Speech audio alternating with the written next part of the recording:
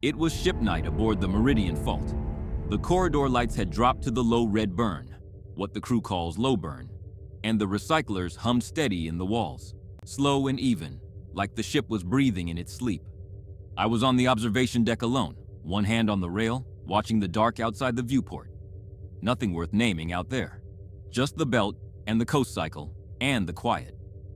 There's a word for the dead who linger. Everyone knows it. Ghost. We've been telling that story since we lived in caves and watched smoke move wrong against the wall. There isn't a word, as far as I know, for the other kind. The kind that's still breathing. The kind that fell asleep in one century and woke up in the wrong one, and now sits in your medical bay holding a coffee bulb. He doesn't quite know how to open, asking, politely, carefully, the way a man asks who's already learned the answer is going to hurt him. What year it is. His name is Dr. Harlan Cross. He went under in 2063. He came up at Boreas Station last week. 3 weeks of transit between us and Ganymede, and nothing to do but listen to him learn what he's missed. I've carried smugglers. I've carried corpses.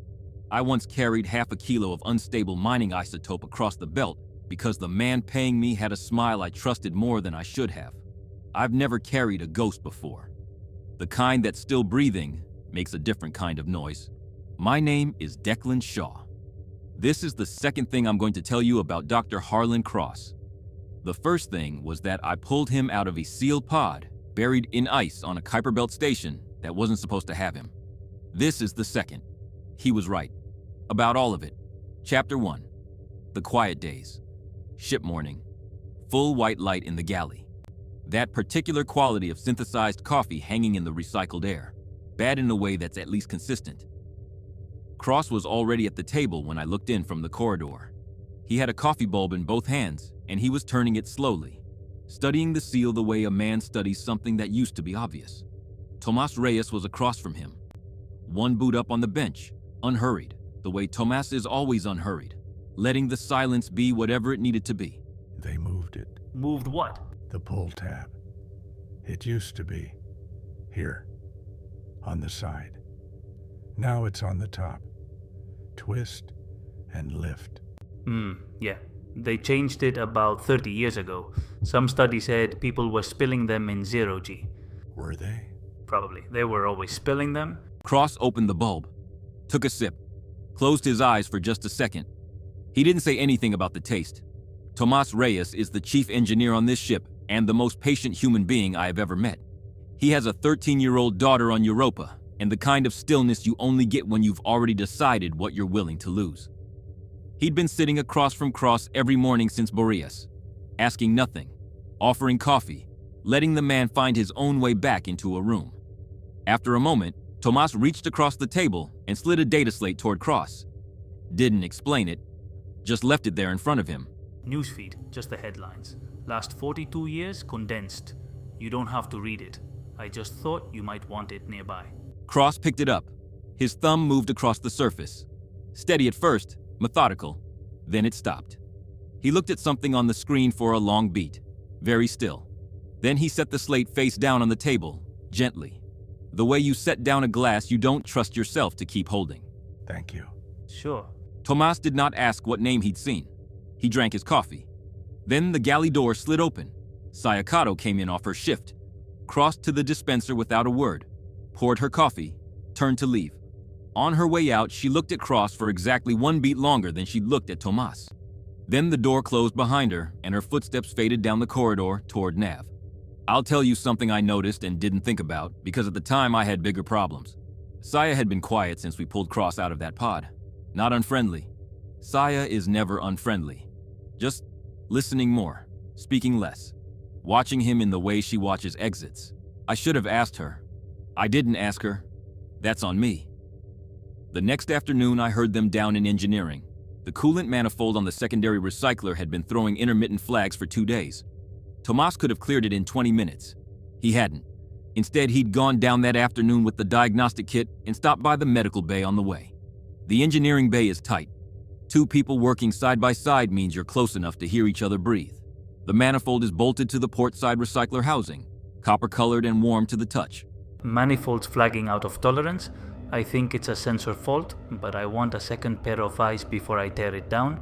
Cross looked at the kit for a moment. Then he took it. The diagnostic tools were smaller than he remembered, smarter.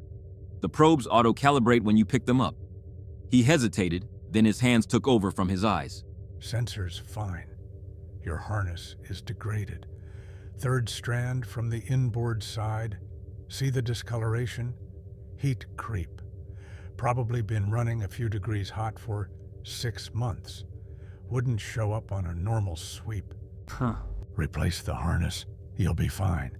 Don't replace it. You'll be replacing the manifold in a year. Tomas nodded slowly, the nod of a man who respects good work. That's good work, Doctor. It's the same problem, just smaller wires. Most things are. A pause.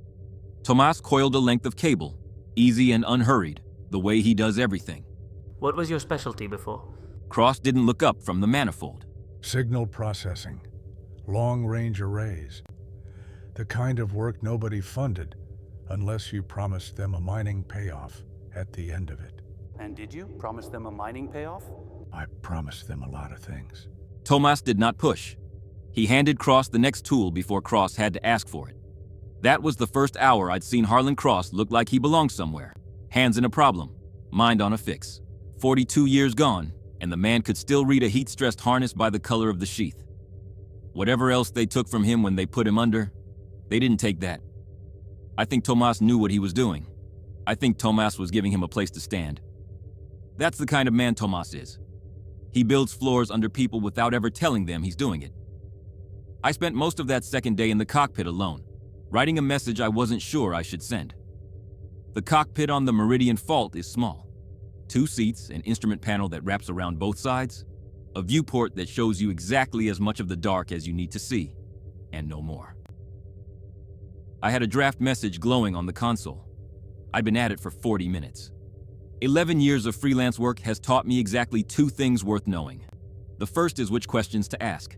The second is which questions to swallow. A man comes out of a 42-year sleep claiming his ship was silenced, claiming his crew put him under to protect him, claiming he heard something in the deep belt that mathematics says shouldn't be there. You do not commit that to an Ansible relay. You do not put it in writing. You do not, under any circumstances, send it to a Continental Compact research scientist on a station crawling with SDC personnel. Unless you trust her, and I do trust her, which is its own kind of problem. I deleted a paragraph, rewrote it, deleted it again, settled on fragments I could live with. A passenger pickup at Boreas, a flagged research interest, a possible overlap with her work, a request for a consult, eyes only, in person, Ganymede arrival approximately 3 weeks. I hovered over the send key longer than I'd like to admit. Then I sent it. 6 hours for the message to reach Ganymede. 6 more for Amar to think about it and reply. Half a day. In the meantime, I had a ghost in my medical bay and a crew that was too smart not to notice him. I went to find Cross. Chapter 2, The Ardennes. That third evening, we gathered in the observation lounge. Lights low, the long curved viewport showing nothing. Just the dark of the coast cycle. Cross sat with the data slate on his lap. Tomas leaned against the far bulkhead. Saya stood in the doorway, arms folded. Not quite in the room, not quite out of it. The way she positions herself when she's decided to stay but hasn't committed to it yet. I sat across from Cross and didn't say anything. Cross had the partial log open on the slate. He hadn't pressed play. He was looking at it the way a man looks at a door he's already decided to walk through. I was going to tell you on Boreas. I couldn't get the words in the right order. Take your time. We have 3 weeks and nothing to spend it on. Cross almost laughed at that, didn't. 3 weeks. That used to be a long time. Then he set the slate down on the seat beside him and told us. The Ardennes left Ceres on the 14th of March, 2063. Crew of 9. Routine deep survey, outer belt sweep. Pay was good, contract was clean. Captain was a woman named Iris Vega. She had a daughter back on Mars she talked about every shift. Navigator was a man named Daniel Okafor, who taught me how to cheat at 3 different card games in the first week. I am telling you their names because nobody has said them in 42 years, and I want them said. Tomas bowed his head, just slightly. Saya did not move. 3 months out, I'm running the long-range EM array. It's my job. We're scanning for ice density anomalies, mineral signatures, the usual. The auto filter is set to strip random noise out of the bands we don't care about. Every survey ship runs that filter. You have to. Otherwise, you'd drown in cosmic background.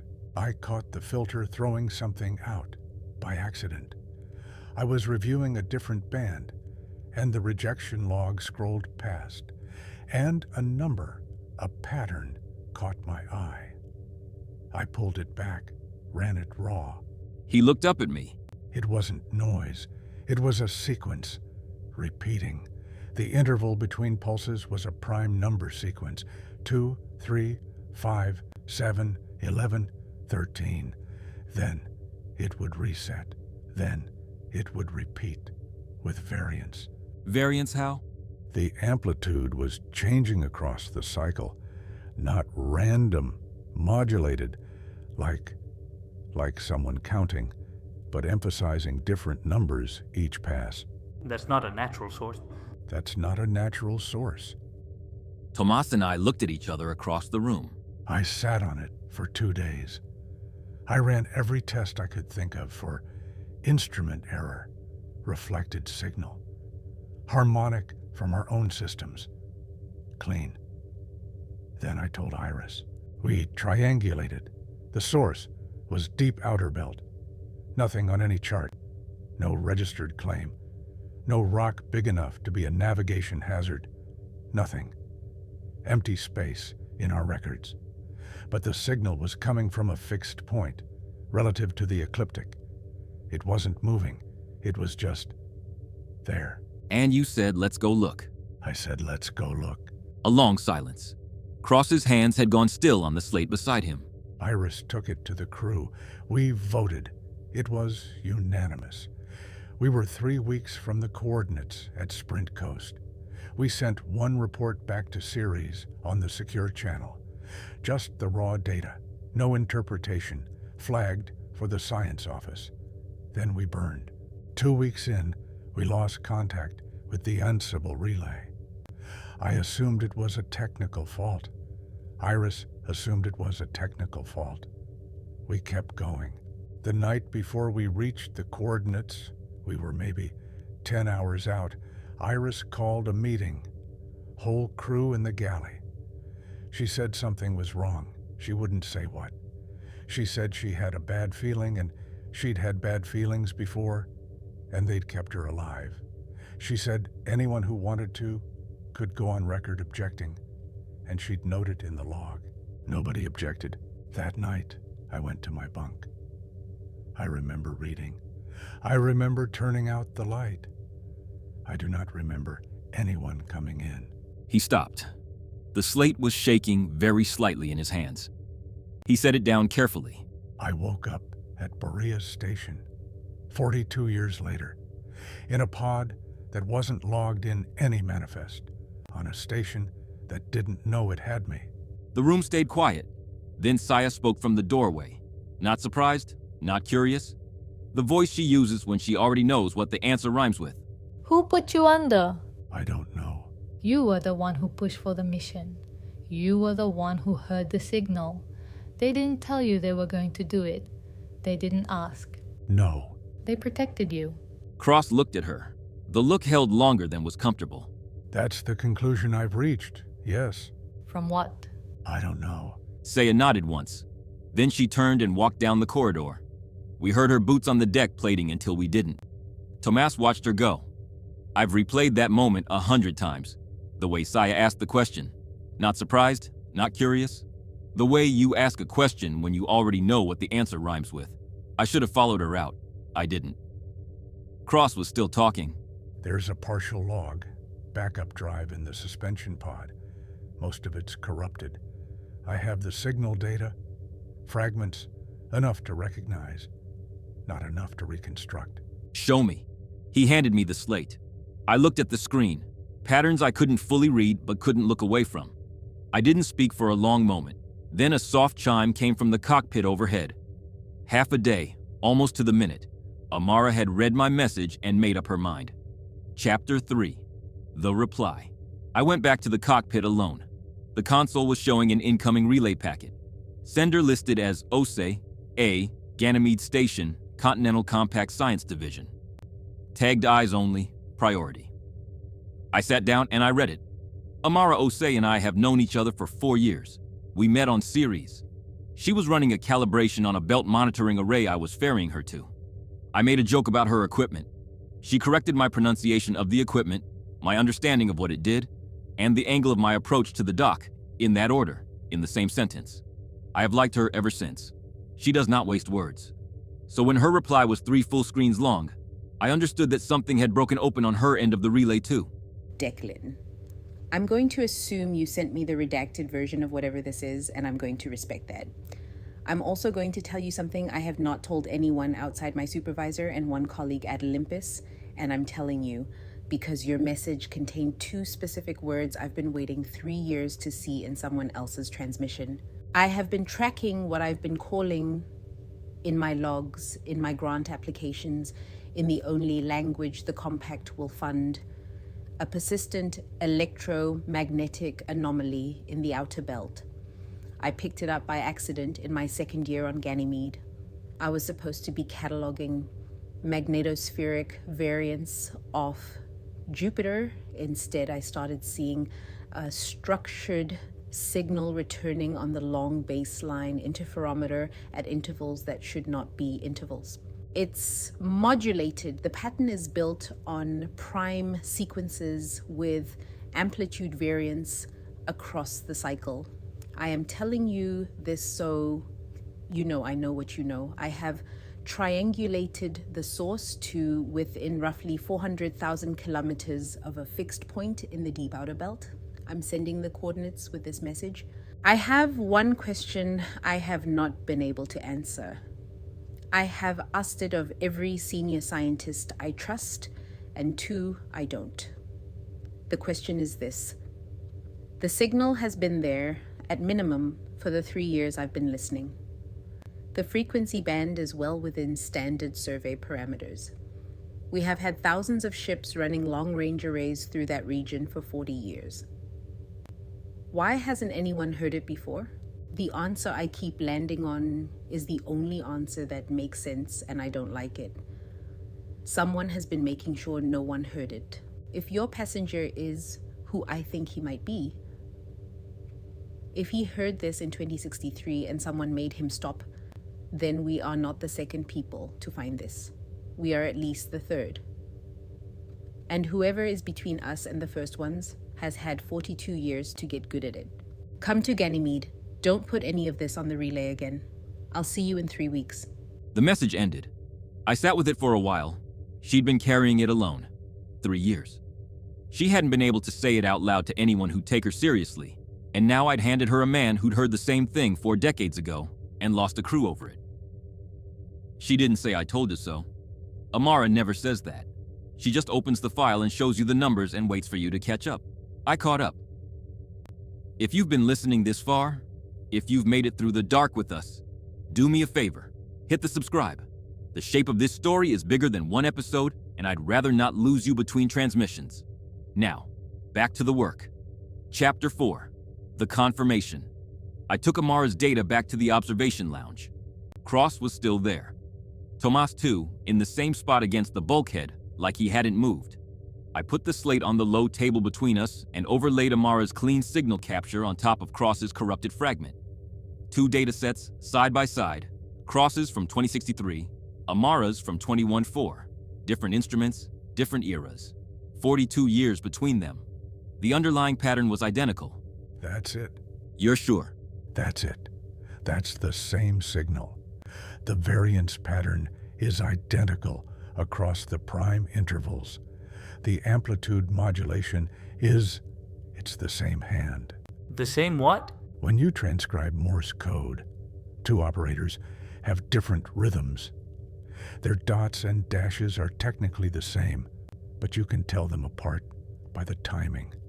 This is a consistent source, same physical mechanism, 42 years apart.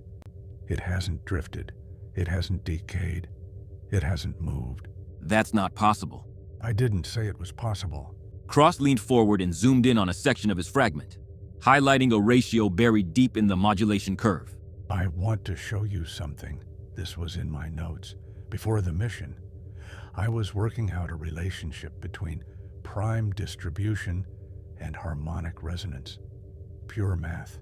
Theoretical. I never published it. I never even finished it. The relationship is here, in the signal, buried in the modulation, as if someone solved the rest of what I was working on and wrote the answer back. Harlan, I know how it sounds. How sure are you? It's a coincidence I can't account for. That's all I'm willing to say. I want to be careful here about what we're saying and what we're not saying. Cross did not say the signal was talking to him. He didn't say it was answering his work. He said the math in the signal mirrored the math in his unpublished notes, and he could not explain how. That is the only thing he said. I know because I've listened to the recording 40 times, but you can imagine what it does to a man to look at something 42 years older than he remembers and find his own handwriting in the margins. That was when Saya appeared in the doorway again. She looked at me. A word. Now? Now. She led me to a small storage compartment off the corridor. Tight, no comm pickup. She'd chosen it deliberately. I understood this without being told. She had a slate of her own. She held it but didn't hand it over. I ran his story against SDC incident records. Drive failure, lost with all hands. That's what it says in the public register. The Ardennes, March 2063. That's what Cross said they'd call it. I know, so I went deeper. I have a clearance I'm not supposed to still have. From before, I used it. I found a classified incident entry. The Ardennes. Different file, different system, one line. What does it say? She turned the slate and held it out. The screen read, Ardennes Survey Vessel. Departure Series Station, 14th of March 2063. Incident Classification. Non-standard contact event. Resolution, contained. Non-standard contact. That's their language for it. When something happens that they don't have a category for. When whatever reporting framework they built doesn't have a box for the thing that actually occurred. They write non-standard contact event and they classify it, and someone senior signs off and it goes into a drawer. Who signed off? She looked at the slate for a moment before answering. The signature is redacted, but the authorization level is SDC 7. That's flag officer, admiral or above. I stood with that, looked at the wall, worked through the math of it. In 2063. Into 63. Someone at flag level called what happened to the Ardennes a contact event, and then had it contained. And then nobody heard it again for 42 years. Until us. I met her eyes. Then I did something I probably shouldn't have. I asked about the classified action, the sealed discharge, the years she doesn't discuss. That's a conversation for another time. Saya. I'm on your crew. I'm not going anywhere. But that conversation is for another time. She held my gaze. Not a threat. A limit. A wall built carefully. And she knew she'd have to take it down eventually. Not today. I nodded once. Does anyone else know you looked? No. Keep it that way. For now. She moved toward the door, stopped with her hand on the frame. Declan? Whatever this is, whoever contained it the first time, they had 42 years to clean it up and they left one loose end. Cross. Cross, which means either they didn't know he was still alive or they knew and decided it didn't matter. Either answer is a problem. She left. I stood alone in the compartment. The ship hummed around me, recyclers cycling, hull contracting in the cold, everything ordinary, everything changed. She was right. One loose end. Either they missed him, in which case they were capable of missing things, which was a small comfort, or they left him alive deliberately. A man with no living crew, no colleagues, no contemporary to corroborate a word he said. 42 years out of time. Who was going to believe him? We were. As it happened. Chapter 5. The Decision. That evening, I called the crew together in the galley. All four of us around the table, Cross included, his hands flat on the surface in front of him, watching me. Tomas steady, arms crossed. Saya with her coffee, watching Cross. The ship coasting quiet around us. I told them we were going to Ganymede to meet Amara Osei. I told them she had data that confirmed Cross's signal. I told them what the SDC file said. I did not tell them what I'd decided after that. I told myself it was because I hadn't decided yet. That was mostly true. Cross asked one question. He asked, "Is Amara safe?"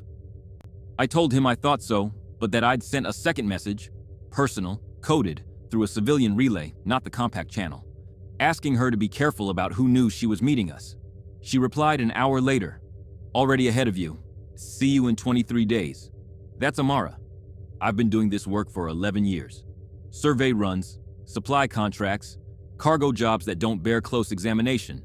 I've been very good at choosing the work that kept me in motion, kept me at a comfortable distance from anything that required more than a sprint coast cycle of commitment." I looked at the man across the table. A man out of time. 42 years. 9 people who said yes to something extraordinary and didn't make it home.